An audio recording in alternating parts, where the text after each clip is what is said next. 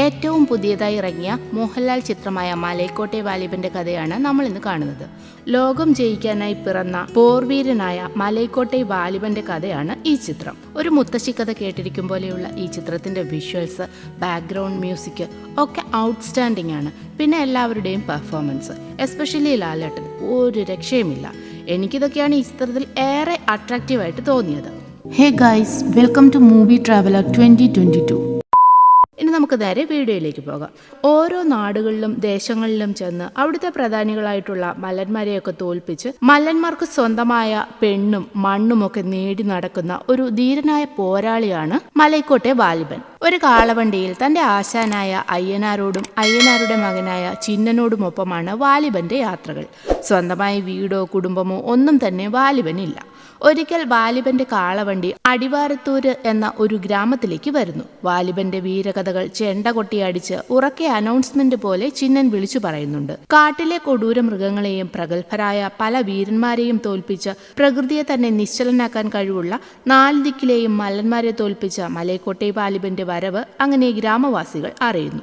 ഇത് കേട്ടു നിൽക്കുന്ന ഒരു പയ്യൻ ആ ഗ്രാമത്തിലെ കേൾവി കേട്ട കേളുമല്ലന്റെ അടുത്ത് വന്ന് 2 പേര് കവലയിൽ വന്ന് കേളുമല്ലനെ വെല്ലുവിളിക്കുന്ന ൊക്കെ പറയും. പച്ചമുട്ട പൊട്ടിച്ചു കുടിക്കുകയായിരുന്ന കേളു കേട്ട പാതി തന്റെ ഗതയും എടുത്ത് കവലയിലേക്ക് ഒറ്റ പാച്ചിലാണ്. വാലിബൻ ഈ സമയം കാളവണ്ടിയിൽ നല്ല ഉറക്കത്തിലാണ്. കേളുമല്ലൻ ഒരു 1.5 സൈസുള്ള ഒരാളാണ്. അപ്പോഴേക്കും ആ ഗ്രാമത്തിലെ നാടുവഴിയും വന്ന് അവരുടെ മല്ലയുദ്ധം കാണാനായി ഇരിപ്പുറപ്പിക്കും. അതേ ആഗ്രഹത്തോടെ ഗ്രാമവാസികളും ചുറ്റും കൂടുന്നു. മല്ലയുദ്ധം ഒന്ന് കൊഴുപ്പിക്കാൻ പയ്യൻ കുറെ മുളക് കേളുവിന് കൊടുക്കുന്നു.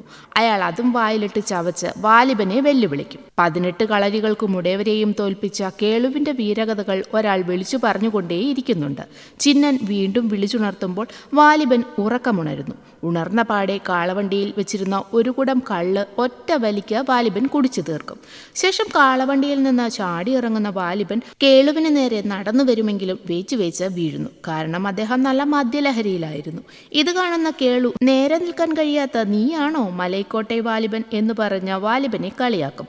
അപ്പോൾ വാലിബൻ, നീ കണ്ടത് നിജം, കാണാതത് പൊയ്. കേളു ഇതുവരെ കണ്ടതെല്ലാം പൊയ്യാണ്, ഇനി കാണാൻ പോകുന്നതാണ് നിജമെന്ന് വാലിബൻ പറയുന്നു. ഇത് വാലിബന്റെ ഒരു മാസ്റ്റർ പീസ് ഡയലോഗാണ്. എല്ലാ സ്ഥലങ്ങളിലും ചെല്ലുമ്പോൾ പോരിന് മുൻപായി എതിരാളികളോട് വാലിബൻ ഈ ഡയലോഗ് പറയാറുണ്ട്.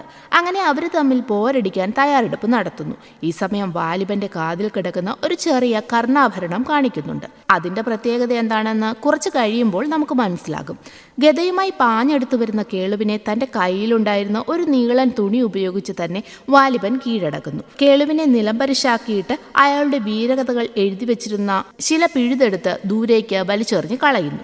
കേളുവിനെ തോൽപ്പിച്ച വാലിബൻ അങ്ങനെ ആ ഗ്രാമത്തിന്റെ കാവൽക്കാരനാണെന്നും ഇതുവരെ കേളുവിന് സ്വന്തമായിരുന്ന മണ്ണും പെണ്ണും സ്വത്തുമെല്ലാം ഇനി വാലിബന് സ്വന്തമാണെന്നും നാടുവഴി വിധി കൽപ്പിക്കും. കൂടാതെ ആ ഗ്രാമത്തിൽ വാലിബന്റെ വീരകഥകൾ എഴുതിയ പുതിയ ശില സ്ഥാപിക്കുവാനും ഉത്തരവിടുന്നു.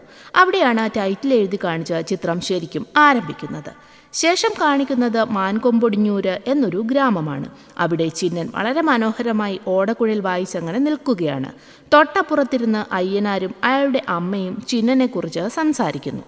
നമ്മുടെ ചിന്നൻ എത്ര വളർന്നിരിക്കുന്നു, അവൻ്റെ ഓടക്കുഴൽ വിളി എത്ര മനോഹരമാണെന്നൊക്കെ മുത്തശ്ശി പറയുമ്പോൾ ഓടക്കുഴൽ വിളി മാത്രമല്ല, ചെപ്പടി വിദ്യയും അഭ്യാസവും ഒക്കെ അവൻ്റെ കയ്യിലുണ്ട്. അവൻ എൻ്റെ പൊന്നാര മോനല്ലേ അമ്മച്ചി എന്ന് അയ്യനാർ പറയുന്നു. അപ്പോൾ വാലിബനോ എന്ന് മുത്തശ്ശി ചോദിക്കുമ്പോൾ അവൻ മാമലകൾ ജയിക്കേണ്ടവനും കൊടുങ്കാറ്റിനോട് പോരടിക്കേണ്ടവനുമാണ്. എൻ്റെ ലക്ഷ്യത്തെ നിറവേറ്റാൻ പിറന്ന അത്ഭുത പിറവിയാണെന്ന് വളരെ ആവേശത്തോടെ അയ്യനാർ പറയുന്നു. എന്നാൽ അയ്യനാരുടെ ലക്ഷ്യം എന്താണെന്ന് അവിടെ പറയുന്നില്ല. ഇതേസമയം വാലിബനാകട്ടെ മാതങ്കി എന്നൊരു രാജകുമാരിയോടൊപ്പമായിരുന്നു. അവളോട് വാലിബൻ കുതിരയെ നഷ്ടപ്പെട്ട യോദ്ധാവിൻ്റെ കഥ പറഞ്ഞു തരുമോ എന്ന് ചോദിക്കും. മാതങ്കിയും കഥ പറഞ്ഞു തുടങ്ങുന്നു. യോദ്ധാവായി സങ്കല്പിക്കുന്നത് വാലിബനെയാണ്. അതുകൊണ്ട് തന്നെ ആ കഥ വാലിബന്റെ കഥയായിട്ടാണ് കാണിക്കുന്നത്. അതിങ്ങനെയാണ്. ഒരിക്കൽ ഒരു യോദ്ധാവിന് തൻ്റെ കുതിരയെ നഷ്ടമാകുന്നു. അവൻ തൻ്റെ കുതിരയെ തിരക്കി പല ദേശങ്ങളിലും അലഞ്ഞു നടക്കും. ഒടുവിൽ ഒരു ദേശത്തെത്തുന്നു. അവിടുത്തെ രാജാവ് യോദ്ധാവിനെ അതിഥിയായി സ്വീകരിക്കുന്നു. അവിടുത്തെ സുന്ദരിയായ രാജകുമാരി യോദ്ധാവിനെ പ്രണയിക്കാൻ തുടങ്ങുന്നു. യോദ്ധാവ് കുറേ നാൾ അലഞ്ഞ് ഒരു യുദ്ധക്കളത്തിൽ വെച്ച് തൻ്റെ കുതിരയെ കണ്ടെത്തുന്നു. അതുകൊണ്ട് തന്നെ രാജകുമാരിയോട് ഇനി കൊട്ടാരം വിട്ടു പോവുകയാണെന്ന് പറഞ്ഞുവെന്ന് മാതങ്കി പറഞ്ഞുകൊണ്ട് വാലിബന്റെ കർണാഭരണത്തിൽ തൊടാൻ ശ്രമിക്കുന്നുവെങ്കിലും വാലിബൻ അത് വിലക്കുന്നു. അത് ജന്മനാ ഉള്ളതാണ്, അതിൽ തൊടാൻ ആർക്കും അധികാരമില്ലെന്നും വാലിബൻ പറയും. മറ്റ് പല ദേശങ്ങളിലും പല സ്ത്രീകളുമായും വാലിബന് അടുപ്പമുണ്ടായിരുന്നെങ്കിലും അവരിലൊന്നുമില്ലാത്ത എന്തോ പ്രത്യേകത വാലിബന് മാതങ്കിയിൽ കാണുന്നുണ്ടായിരുന്നു. അത്ര അടുപ്പം മാതങ്കിയോട് വാലിബനുണ്ടായിരുന്നുവെങ്കിൽ പോലും ആ കർണാഭരണത്തിൽ തൊടാൻ അവൻ അവളെ പോലും അനുവദിച്ചിരുന്നില്ല. ശേഷം മറ്റൊരു പടക്കളത്തിലേക്ക് പോകുന്ന യോദ്ധാവിനെ, അതായത് നമ്മുടെ വാലിബനെ നോക്കി നിൽക്കുന്ന രാജകുമാരിയെ കാണിച്ച് യോദ്ധാവിൻ്റെ കഥ മാതങ്കി അവസാനിപ്പിക്കും. അടുത്തത് കാണിക്കുന്നത് നൂറാനത്തലയൂര് എന്നൊരു ദേശമാണ്. അവിടെ വെച്ച് രംഗപട്ടണം രംഗറാണി എന്നൊരു നൃത്തക്കാരിയെ വാലിബൻ പരിചയപ്പെടുന്നു. ഓരോ ദേശത്തും പോയി നൃത്തം അവതരിപ്പിച്ചാണ് രംഗറാണി ജീവിക്കുന്നത്. രംഗറാണിയുടെ വലങ്കൈയായി എപ്പോഴും തേനമ്മ എന്ന് പറയുന്ന ഒരു സ്ത്രീയും അവളോടൊപ്പമുണ്ട്. രംഗറാണി വേദിയിൽ അങ്ങനെ നൃത്തം അവതരിപ്പിച്ചു തുടങ്ങും. കാണാതെ പോയ തൻ്റെ കാമുകനെ തേടി നടക്കുന്ന ഒരു കാമുകിയെ പോലെയാണ് അവൾ നൃത്തം അവതരിപ്പിക്കുന്നത്. രംഗറാണിയുടെ നൃത്തം കണ്ട് അവളോട് മോഹം തോന്നുന്ന അവിടെ ഉണ്ടായിരുന്ന ഒരു വഷളനായ ചമതകൻ എന്നൊരുവൻ വേദിയിലേക്ക് കയറി ചെന്ന് രംഗറാണി അന്വേഷിച്ച് നടന്ന കാമുകൻ ഞാനാണെന്നൊക്കെ പറഞ്ഞ് അവളെ കയറി പിടിക്കുകയും പിടിച്ചുകൊണ്ട് പോകാൻ ശ്രമിക്കുകയും ഒക്കെ ചെയ്യും. എന്നാൽ കലി കയറുന്ന രംഗറാണി അവനൊട്ടൊന്ന് പൊട്ടിക്കുന്നു. കത്തി കാണിച്ച് അവൻ വീണ്ടും അവളെ പിടിക്കാൻ ശ്രമിക്കുമ്പോഴേക്കും വാലിബൻ ചമതകനെ എടുത്ത പൂ പോലെ ഒരൊറ്റയേറാണ് പുറത്തേക്ക്. ഇത് കാണുന്നതോടെ അവിടെ ഉണ്ടായിരുന്നവരെല്ലാം വാലിബന് വേണ്ടി കൈയടിക്കുന്നു. ചിന്നൻ അപ്പോഴേക്കും ചാടി വീണ് ചെണ്ട കൊട്ടി വാലിബന്റെ വീരചരിതം പറയുന്നു. അതോടെ താൻ ഇത്രനാൾ കാത്തിരുന്ന തൻ്റെ കാമുകൻ ഇതാണെന്ന് പറഞ്ഞ് വാലിബനോടൊപ്പം രംഗറാണി ഡാൻസ് കളിക്കാൻ തുടങ്ങുന്നു. രംഗറാണിക്ക് വാലിബനെ അപ്പോഴേക്കും ഇഷ്ടമായിരുന്നു. എന്നാൽ വാലിബൻ അവളറിയാതെ അവിടെ നിന്നും മുങ്ങുന്നു. ഇതെല്ലാം കണ്ടുനിന്ന ചമതകന്റെ മനസ്സിൽ വാലിബനോട് വല്ലാത്ത വൈരാഗ്യം തോന്നുന്നു. അന്ന് രാത്രി കാളവണ്ടിയിൽ പോവുകയായിരുന്ന വാലിബന്റെ കാളവണ്ടിയുടെ മുമ്പിലേക്ക് ചമതകൻ വരും. എന്നിട്ട് വാലിബനോട് പന്തയം വയ്ക്കും. നിന്റെ ഒടിവിദ്യയിൽ തെരുവിൽ നൃത്തം കളിക്കുന്നവർ വീഴുമായിരിക്കും. എന്നാൽ വീരന്മാരായ മങ്ങോട്ട് ദേശത്ത് വന്ന് അവിടുത്തെ ഏറ്റവും വലിയ വീരനായ മങ്ങോട്ടുമല്ലനുമായി മൽപ്പിടിക്കുക എന്നതായിരുന്നു പന്തയം. ചിരിച്ചുകൊണ്ട് തന്നെ വാലിബൻ ആ പന്തയം ഉറപ്പിക്കുന്നു. പിറ്റേന്ന് മാങ്കോട്ടേക്ക് വാലിബ സംഘം യാത്രയാകും. വഴിയിൽ വെച്ച് ശർക്കര വിൽപ്പനക്കാരിയായ ജമന്തി എന്നൊരു പെൺകുട്ടിയെ സംഘം കണ്ടുമുട്ടുന്നു. മാങ്കോട്ടേക്ക് അവളോട് ചിന്നൻ വഴി ചോദിക്കുമ്പോൾ ഞാനും ആ വഴിക്ക്, എന്നെയും കൂട്ടുമോ, എൻ്റെ കാല് വയ്യാത്തതാണെന്ന് ജമന്തി പറയുന്നു. ശരിക്കും അവൾക്ക് കാലിന് ഒരു കുഴപ്പവുമില്ലാതെ നടക്കുന്നത് ചിന്നൻ കണ്ടിരുന്നത് കൊണ്ട് തന്നെ അവൻ അവളോട് വഴക്കുണ്ടാക്കും. എന്നാൽ അയ്യനാര് കുഴപ്പമില്ല, അവളെയും കാളവണ്ടിയിൽ കയറ്റാനായി പറയും. അങ്ങനെ ചിന്നൻ്റെ കൂടെ ജമന്തിയും കാളവണ്ടിയിൽ കയറി അവര് യാത്ര തുടങ്ങും. ഈ സമയം മാങ്കോട്ട് കളരി വാലിബന് വേണ്ടി കാത്തിരിക്കുകയായിരുന്നു. മാങ്കോട്ട് കളരിയുടെ പ്രത്യേകത തൻ്റെ എതിരാളിയെ എങ്ങനെയും തോൽപ്പിക്കുക എന്നതാണ്. അതിനുവേണ്ടി പിന്നിൽ നിന്ന് കുത്താനും ഏത് രീതിയിൽ ചതിക്കാനും മാങ്കോട്ടുകാർക്ക് മടിയില്ലായിരുന്നു. മാങ്കോട്ടുമല്ലന്റെ അമ്മ പൊന്നുറുമി വീരമ്മയാണ് മാങ്കോട്ട് കളരിയുടെ ഇപ്പോഴത്തെ അധിപ. എല്ലാ അടവും ചതിയും പഠിപ്പിച്ചാണ് അവര് മകൻ മാങ്കോട്ടുമല്ലനെ വളർത്തിയിരിക്കുന്നത്. മാങ്കോട്ട് കളരിയിലെത്തുന്ന വാലിബനെ തിരികെ കെട്ടിവലിച്ചു കൊണ്ടുപോകാൻ കുറച്ച് പനയോല വെട്ടിവെക്കാൻ പറഞ്ഞിട്ടുണ്ടെന്ന് പറഞ്ഞ് വീരമ്മ കളിയാക്കുന്നു. പോര് കഴിഞ്ഞ് പോകുമ്പോൾ അമ്മയ്ക്ക് കുത്തി നടക്കാൻ മകന്റെ നട്ടല്ലൂരി തരാമെന്ന് വാലിബനും തിരിച്ചു പറയും. പിറ്റേന്ന് രാവിലെ പോരു നടത്താൻ അവരങ്ങനെ തീരുമാനിക്കുന്നു.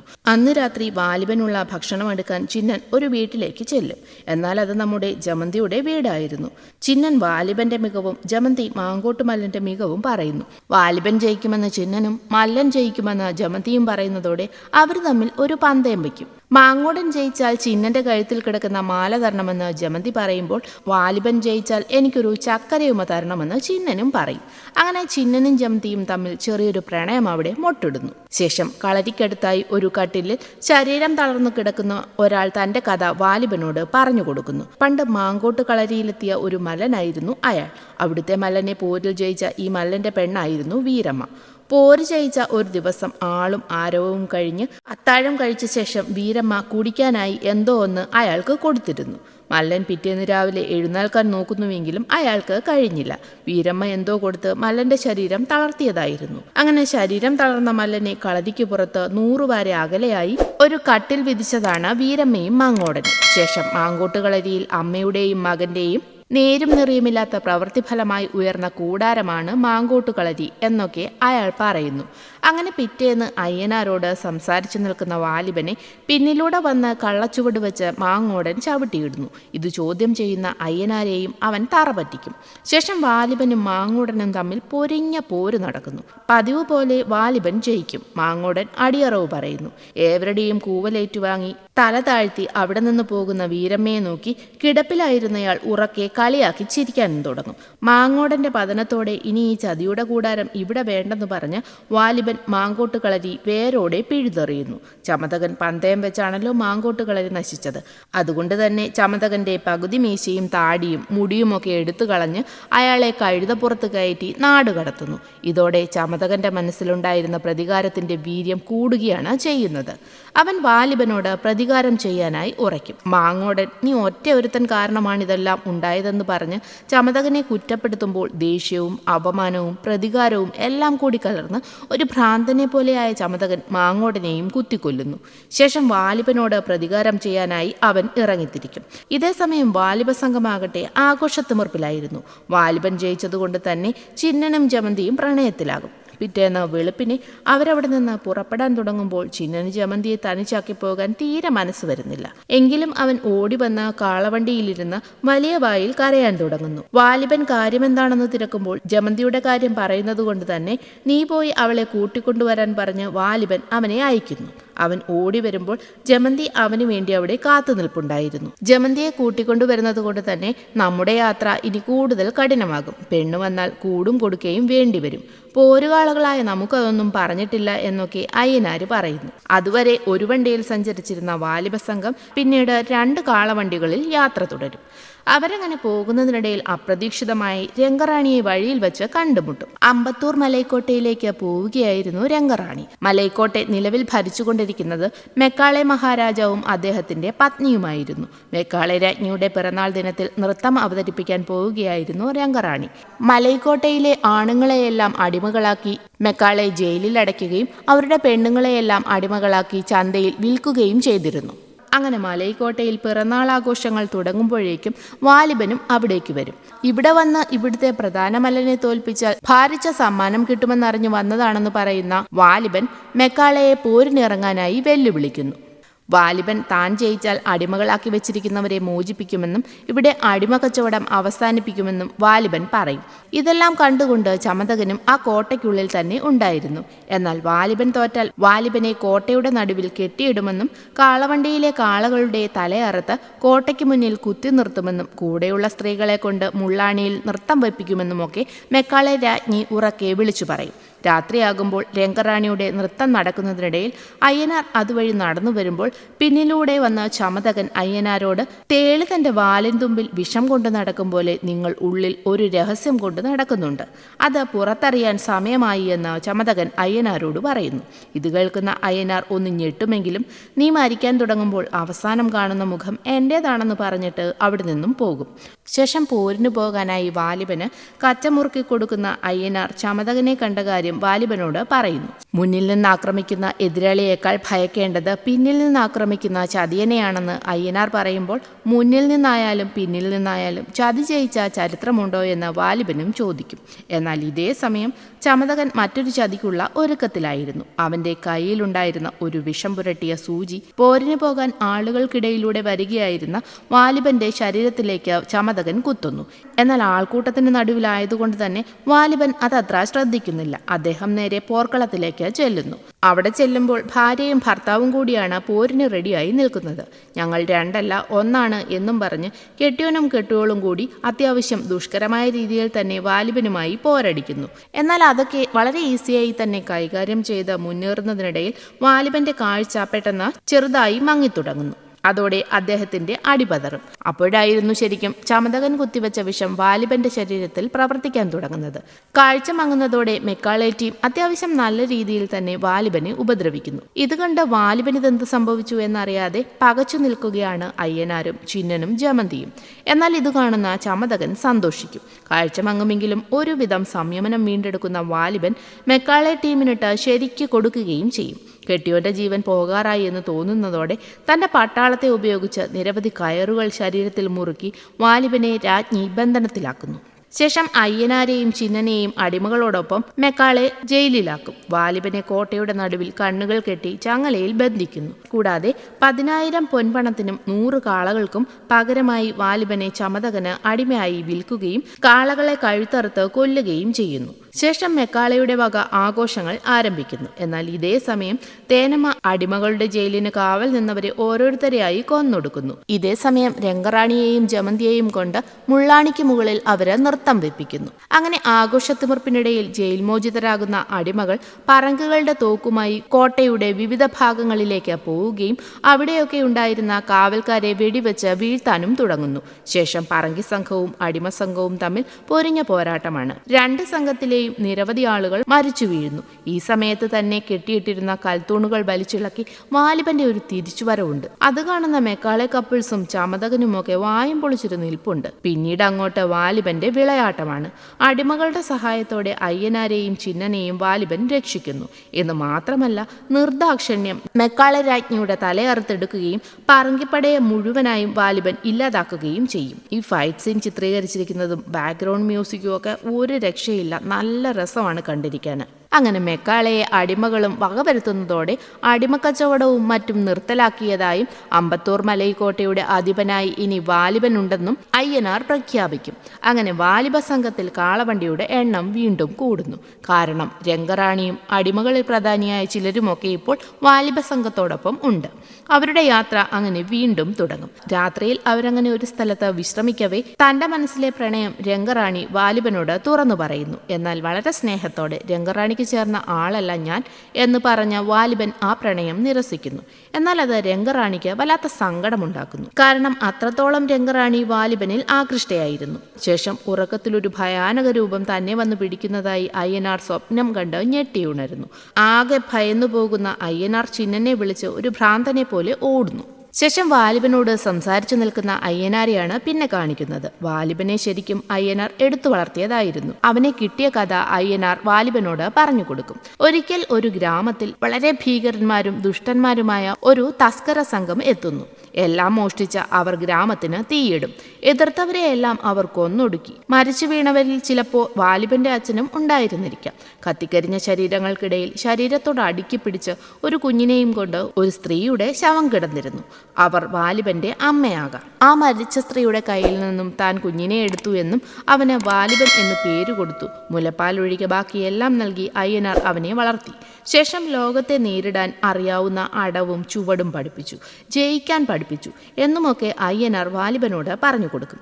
ഇത് കേട്ട് സങ്കടമാകുന്ന വാലിബൻ ഞാൻ ആരുമില്ലാത്ത അനാഥനാണ്, പിറവിയിലെ എല്ലാവരെയും നഷ്ടമായവൻ, ചെന്നുകയറാൻ ഒരു വീട് പോലും ഇല്ലാത്തവൻ എന്നൊക്കെ സങ്കടത്തോടെ പറയുന്നു. ഇനി എനിക്ക് ജയിക്കാനായി ഒന്നുമില്ല എന്ന് അവൻ പറയുമ്പോൾ ഒരുപാട് ജയങ്ങൾ നേടുന്ന എല്ലാ പോർവീരന്മാർക്കും ഇത് തോന്നാറുണ്ട്. എന്നാൽ ഇനിയും നീ ഒരുപാട് നേടേണ്ടതുണ്ട്. ഈ ലോകം തന്നെ നീ പിടിച്ചെടുക്കണം. വിജയം നിനക്കൊരു ലഹരിയായി മാറണമെന്നൊക്കെ പറഞ്ഞ് അയ്യനാർ വാലിബനെ മോട്ടിവേറ്റ് ചെയ്യും. എന്നാൽ എനിക്ക് ആരുമില്ല എന്ന് പറഞ്ഞ് വീണ്ടും സങ്കടപ്പെടുന്ന വാലിബനോട് അപ്പൊ പിന്നെ ഞാനും ചിന്നനുമൊക്കെ നിന്റെ ആരായെന്ന് അയ്യനാർ ചോദിക്കും. അങ്ങനെയല്ല, ഞാൻ ഓരോ തവണയും ആശാനെ എന്ന് അങ്ങേ വിളിക്കുമ്പോൾ മനസ്സിൽ അച്ഛ എന്ന് തന്നെയാണെന്ന് പറഞ്ഞ് അവർ തമ്മിൽ കെട്ടിപ്പിടിച്ച് സങ്കടപ്പെട്ട് നിൽക്കുന്നു. വല്ലാത്തൊരു ഇമോഷണൽ സീനാണത്.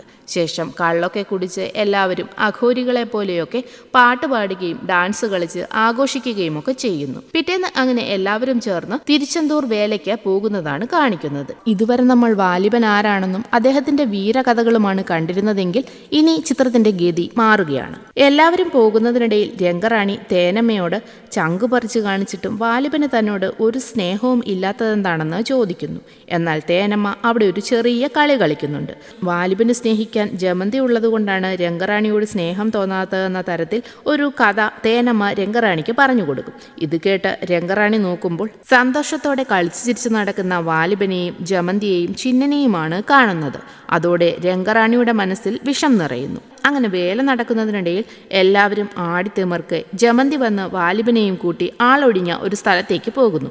ഇത് കാണുന്ന രംഗറാണിയും അവരുടെ പുറകെ പോകും. തിരക്കൊഴിഞ്ഞ ഒരിടത്ത് മാറി നിന്ന് വാലിബൻ ഈ ലോകത്ത് ഏറ്റവും സ്നേഹിക്കുന്ന ചിന്നൻ ഒരു അച്ഛനാകാൻ പോകുന്നതായും ഞാനൊരു അമ്മയാകാൻ പോകുന്നതായും വാലിബനോട് ജമന്തി പറയും. അവനോട് പറഞ്ഞില്ലേ എന്ന് വാലിബൻ ചോദിക്കുമ്പോൾ മുത്തപ്പന്റെ വേല കൊടിയേറിയിട്ട് അവനോട് പറയാമെന്ന് ജമന്തി പറയുന്നു. ഞാൻ ആരുമില്ലാത്തവളാണ്, അച്ഛനും അമ്മയും മരിച്ചവളാണ്. എന്നാൽ എനിക്കിപ്പോൾ എല്ലാമുണ്ട്.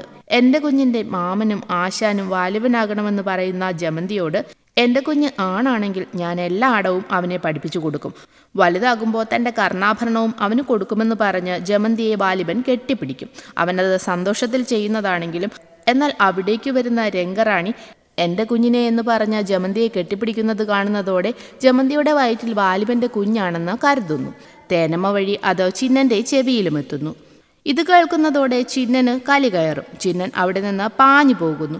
അവൻ്റെ പോക്ക് കണ്ട് കാര്യം കൈവിട്ടു പോയതായി തോന്നുന്ന രംഗറാണി അവൻ്റെ പുറകെ പോയി വിളിക്കുമെങ്കിലും ചിന്നൻ അതൊന്നും ശ്രദ്ധിക്കുന്നില്ല. അപ്പോഴേക്കും എൻ്റെ ജീവിതം തന്നെ റാണിക്ക് വേണ്ടിയുള്ളതാണെന്ന് പറഞ്ഞ് തേനമ്മ ഒരു കത്തിയുമായി പോകുന്നു. തേനമ്മയുടെ പുറകെ പോകണോ അതോ ചിന്നൻ്റെ പുറകെ പോകണോ എന്നറിയാതെ രംഗറാണിയും അങ്ങനെ പകച്ചു നിൽക്കും. എന്നാൽ ഇതെല്ലാം അവിടെ ഉണ്ടായിരുന്ന ചമതകനും കാണുന്നുണ്ടായിരുന്നു. അവനും വേഗം ഒരു കത്തിയുമായി ആൾക്കൂട്ടത്തിലേക്ക് കടക്കുന്നു. ഒരു ഭ്രാന്തനെ പോലെ ഓടി വരുന്ന ചിന്നൻ കാണുന്നത് കുതിരമുത്തപ്പ ഞങ്ങളുടെ മോനെ കാത്തോളനെ എന്ന് ഉറക്ക വിളിച്ചു പറയുന്ന വാലിബനെയും അത് കണ്ട് സന്തോഷിക്കുന്ന ജമന്തിയെയുമാണ്. അതോടെ തേനമ്മയും രംഗറാണിയും പറഞ്ഞത് സത്യമാണെന്ന് ചിന്നൻ വിശ്വസിക്കും. ഈ സമയം ചമതകനെയും ആൾക്കൂട്ടത്തിനിടയിൽ വാലിബൻ കാണുന്നു. അവിടെ ഉണ്ടായിരുന്ന എല്ലാവരും ഒരേ തരം ഡ്രസ്സും മാസ്കും ഒക്കെ ധരിച്ചിട്ടുണ്ടായിരുന്നു. ചമതകനും അതുപോലൊരെണ്ണം ധരിച്ച് ആൾക്കൂട്ടത്തിൽ മറയുന്നു. പെട്ടെന്ന് മാസ്ക് ധരിച്ച ഒരാൾ കത്തിയുമായി വന്ന് ജമന്തിയുടെ അടുത്തേക്ക് പാഞ്ഞു വരുന്നത് വാലിബൻ കാണുന്നു. വാലിബൻ ജമന്തി എന്ന് വിളിക്കുന്നുവെങ്കിലും അയാൾ ജമന്തിയെ കുത്തുന്നു. വാലിബൻ ജമന്തിയുടെ അടുത്തേക്ക് പാഞ്ഞു വരുമെങ്കിലും കുത്തേറ്റ് മരിക്കാറായി കിടക്കുന്ന ജമന്തിയെയാണ് വാലിബൻ കാണുന്നത്. അപ്പോഴേക്കും രംഗറാണിയും അവിടേക്ക് വരുന്നു. ഇത്രയ്ക്കൊന്നും സംഭവിക്കാൻ രംഗറാണിയും ആഗ്രഹിച്ചിരുന്നില്ല. ചമതകനെ ആൾക്കൂട്ടത്തിൽ കാണുന്നത് കൊണ്ട് തന്നെ അവനാണ് ജമന്തിയെ കുത്തിയതെന്നാണ് വാലിബനും കരുതുന്നത്. അതുകൊണ്ട് തന്നെ ചമതകനെ അന്വേഷിച്ച് വാലിബൻ ആൾക്കൂട്ടത്തിനിടയിലൂടെ പാഞ്ഞു ചെല്ലുന്നു. അതിന് തൊട്ടുപുറകെ മാസ്ക് വെച്ചൊരു രൂപവും വാലിബന് നേരെ വരുന്നുണ്ട്. എന്നാൽ ഇതൊക്കെ കണ്ടു നിൽക്കുന്ന ആശാനും പെട്ടെന്ന് വാലിബന്റെ പുറകെ ചെല്ലുന്നു. എന്നാൽ വളരെ അപ്രതീക്ഷിതമായി കത്തിയുമായി ഒരാൾ വാലിബന് നേരെ ആൾക്കൂട്ടത്തിൽ നിന്ന് ഉയർന്ന് പറന്നു വരുന്നു. ഇത് കാണുന്ന വാലിബൻ അവനെ പിടിച്ച് മലർത്തിയടിക്കും. വേഗം അവിടേക്ക് ആശാനും എത്തുന്നു. കുത്തേറ്റ് താഴെ വീണു കിടക്കുന്ന ആളുടെ മാസ്ക് മാറ്റുന്ന വാലിബനും അത് കണ്ടു നിൽക്കുന്ന ആശാനും ഒരുപോലെ ഞെട്ടിപ്പോകും. കാരണം ചമതകനെന്ന് കരുതി വാലിബൻ കുത്തിക്കൊന്നത് ചിന്നനെയായിരുന്നു. ശരിക്കും ജമന്തിയെ കുത്തിക്കൊല്ലുന്നത് ചമതകനായിരുന്നില്ല, ചിന്നൻ തന്നെ ആയിരുന്നു. അങ്ങനെ അടുത്തടുത്തായി ചിന്നന്റെയും ജമന്തിയുടെയും ചിതകൾ എരിഞ്ഞടങ്ങുന്നു. ആ തീയിലേക്ക് അയ്യനാർ ചിന്നന്റെ ഓടക്കുഴലും എടുത്തിടും. ശേഷം തന്റെ മകനെ കൊന്നുവെന്ന പേരിൽ ഇനി ഞാൻ നിനക്ക് ആശാനല്ല, നീ എൻ്റെ ശത്രുവാണ് എന്നൊക്കെ അയ്യനാർ വാലിബനോട് പറയുന്നു. വാലിബൻ തന്റെ നിരപരാധിത്വം പറയാൻ ശ്രമിക്കുമെങ്കിലും ആശാൻ അതിന് ചെവി കൊടുക്കാതെ ശാപവാക്കുകൾ ചൊരിയുന്നു. വാലിബനെ കൊല്ലാൻ ഒരാളെയും കൊണ്ട് താൻ വരുമെന്നും അങ്ങനെ വാലിബചരിതത്തിന്റെ അവസാനയേട് ഞാൻ തീരുമാനിക്കുമെന്നും ആശാൻ ശപഥം ചെയ്യും. അതോടെ ആ വിധി ഏറ്റുവാങ്ങാൻ ഞാൻ തയ്യാറാണെന്ന് വാലിബനും പറയുന്നു. അങ്ങനെ ദുഃഖിതനായി നടന്നു പോകുന്ന അയ്യനാരെ കാണാനായി ചമതകൻ എത്തും. ചമതകനോട് അയ്യനാർ ഒരു കഥ പറഞ്ഞു കൊടുക്കുന്നുണ്ട്. പല്ലിന് പല്ലും കണ്ണിന് കണ്ണും പകരമായ ഒരു കാലം. ഒരു താഴ്വാരത്തിന്റെ കാവൽക്കാരനായിരുന്നു മല്ലനായ അയ്യനാർ. ഒരിക്കൽ എല്ലാം തികഞ്ഞൊരു പോരാളി ആ താഴ്വാരത്തിലേക്ക് എത്തുന്നു. അയാളെക്കുറിച്ച് പലരും പല കഥകളാണ് പറഞ്ഞുകൊണ്ടിരുന്നത്. ഒടിയും മന്ത്രവും തന്ത്രവും തികഞ്ഞ ഒരുവൻ, മല പോലെ വലുതാകാനും എലി പോലെ ചെറുതാകാനും കഴിവുള്ളവൻ. അയാൾ അങ്ങനെ പോരിൽ അയ്യനാരെ തോൽപ്പിക്കുന്നു. അയാളുടെ കാലുകൾക്കിടയിൽ ഞെരിഞ്ഞമർന്നുകൊണ്ടിരുന്ന അയ്യനാർ അയാൾക്കെന്തോ അമാനുഷികതയുള്ളവനാണെന്ന് തിരിച്ചറിയുന്നു. പന്തയത്തിന്റെ നിയമപ്രകാരം തോറ്റവന്റെ പെണ്ണും മണ്ണും ജയിച്ചവനാണല്ലോ. അതുകൊണ്ട് തന്നെ അയ്യനാരുടെ ഭാര്യയും മണ്ണും എല്ലാം ആ ജയിച്ച മലന് സ്വന്തമാകും. അയ്യനാർ പതിവ് പോലെ അവരുടെ അടിമയുമാകുന്നു. അവർക്ക് ഭക്ഷണം വെച്ച് വിളമ്പുകയും അവരുടെ വസ്ത്രങ്ങൾ കഴുകുകയും അവർക്ക് ക്ഷൗരം ചെയ്തു കൊടുക്കുകയും ഒക്കെ ചെയ്തിരുന്നുവെങ്കിലും അയ്യനാരുടെ മനസ്സിൽ അയാളോട് അടങ്ങാത്ത പകയെരിയാൻ തുടങ്ങുന്നു. അങ്ങനെയിരിക്കെ ഒരു നാൾ ജയിച്ചയാൾ അവിടെ നിന്ന് പോകാനൊരുങ്ങുന്നു. അയാളുടെ കർണാഭരണങ്ങളിലൊന്ന് അഴിച്ചെടുത്ത് അയാൾ തന്റെ ഭാര്യയ്ക്ക് സമ്മാനിച്ചിരുന്നു. അങ്ങനെയിരിക്കെ അയ്യനാരുടെ ഭാര്യ ജയിച്ചവനിൽ നിന്ന് ഗർഭിണിയാകുന്നു. മനസ്സിൽ പ്രതികാരമുണ്ടായിരുന്നപ്പോഴും അയ്യനാർ തന്റെ ഗർഭിണിയായ ഭാര്യയെ പരിചരിക്കുന്നു. അങ്ങനെ അവൾക്കൊരു ആൺകുഞ്ഞ് ജനിക്കും. മനസ്സിൽ പ്രതികാരത്തിന്റെ കനലെരിഞ്ഞിരുന്നത് കൊണ്ട് തന്നെ കുഞ്ഞ് ജനിച്ചതോടെ അയ്യനാർ തന്റെ ഭാര്യയെ കുത്തിക്കൊല്ലുന്നു. കുഞ്ഞിന് വാലിബൻ എന്ന് പേരിട്ട് ഒരു പോരാളിയാക്കി വളർത്തി. തായും തന്തയും മരിച്ചവനെന്ന ചെന്ന് അവനെ പറഞ്ഞ് പഠിപ്പിച്ചു. തന്റെ ഏറ്റവും മൂർച്ചയേറിയ ആയുധമായി വാലിബനെ വളർത്തിയത് വാലിബന്റെ തന്നെ അച്ഛനുമായി ഏറ്റുമുട്ടാനായിരുന്നു. വാലിബൻ മരിച്ചാലും അച്ഛൻ മരിച്ചാലും ജയിക്കുന്നത് താനായിരിക്കുമെന്ന് പറഞ്ഞ് അയ്യനാർ പൊട്ടിച്ചിരിക്കും. ശരിക്കും അയ്യനാർ തുടക്കം മുതൽ പറഞ്ഞുകൊണ്ടിരുന്ന തന്റെ ലക്ഷ്യം ഇതായിരുന്നു. ഈ കഥ കേട്ട് ചമതകൻ പൊട്ടിച്ചിരിച്ച് കള്ളുകുടിക്കെ അവസാന പോരാട്ടത്തിന്റെ കാഴ്ച കാണാൻ എന്റെ കണ്ണുകൾ മാത്രം മതിയെന്ന് പറഞ്ഞ് പൊട്ടിച്ചിരിച്ച് അയ്യനാർ അവിടെ നിന്നും പോകുന്നു. വാലിബനോട് വാലിബനെ കിട്ടിയതായി അയ്യനാർ പറഞ്ഞിരുന്ന കഥകളെല്ലാം നുണക്കഥകളായിരുന്നു. ഈ സമയം ചമതകൻ ചോര തുപ്പി മരിക്കുന്നു. ചതിയനായ ചമതകന് കൊടുത്ത മദ്യത്തിൽ അയ്യനാർ വിഷം കലർത്തിയിരുന്നു. അങ്ങനെ ചതിയനായ ചമതകന്റെയും കഥ കഴിക്കും. ശേഷം അയ്യനാർ നേരെ വരുന്നത് വാലിബന്റെ അടുത്തേക്കാണ്. ആരാണ് നിന്റെ അവസാനത്തെ പോരാളി എന്ന് അറിയണ്ടേ, നിനക്ക് നിജമറിയണ്ടേ എന്നൊക്കെ അയ്യനാർ ചോദിക്കുമ്പോൾ കൊന്നത് കൂടപ്പിറപ്പിനെയാണ് എന്നറിയുന്നതിലും വലിയ നിജമെന്താണ്? അച്ഛനെ പോലെ താൻ കരുതിയിരുന്ന ആൾ ശത്രുവായി മാറുന്നതിലപ്പുറം എന്ത് നിജമാണ് താൻ ഇനി അറിയേണ്ടതെന്നൊക്കെ വാലിബൻ ചോദിക്കും. എങ്കിലും വാലിബൻ ആ പോരിന് തയ്യാറാകുന്നു. തന്നോട് എതിരിടാൻ വരുന്നത് ആരായാലും രണ്ടിലൊരാൾ വീഴുന്നതുവരെ യുദ്ധം, പക്ഷേ വീഴുന്നത് ഞാനായിരിക്കില്ല എന്ന് വാലിബൻ ആശാന് വാക്കുകൊടുക്കുന്നു. ശേഷം വലിയൊരു മലയ്ക്ക് മുകളിൽ പോരിന് തയ്യാറായി നിൽക്കുന്ന വാലിബനെയും മറ്റൊരു മലയ്ക്ക് മുകളിൽ നിൽക്കുന്ന ആ ഭീമാകാരനായ രൂപത്തെയുമാണ് കാണിക്കുന്നത്. ശരിക്കും അതുതന്നെയാണ് വാലിബന്റെ അച്ഛനും. വാലിബന്റെ കാതിൽ കിടന്ന അതേ തരത്തിലുള്ള ഒരു കർണാഭരണം ആ വലിയ രൂപത്തിന്റെ കാതിലും ഉണ്ടായിരുന്നു. എന്നാൽ അവർ അച്ഛനും മകനുമാണെന്നുള്ള കാര്യം അവർക്ക് അറിയുകയുമില്ല. ഈ സമയം വാലിബന്റെ അച്ഛന്റെ ഫേസ് കാണിക്കുന്നുണ്ട്. അതും ശരിക്കും ലാലേട്ടൻ തന്നെയാണ്. അദ്ദേഹം പോരിനായി ഭൂമിയിലേക്ക് ചാടുന്നതും പാർട്ട് 2 എന്ന് എഴുതി കാണിച്ചുകൊണ്ട് ചിത്രം അവസാനിക്കും. അച്ഛനും മകനും തമ്മിലുള്ള പോരാട്ടം കാണാൻ എത്രയും വേഗം പാർട്ട് 2 വരാൻ നമുക്ക് വെയിറ്റ് ചെയ്യാം.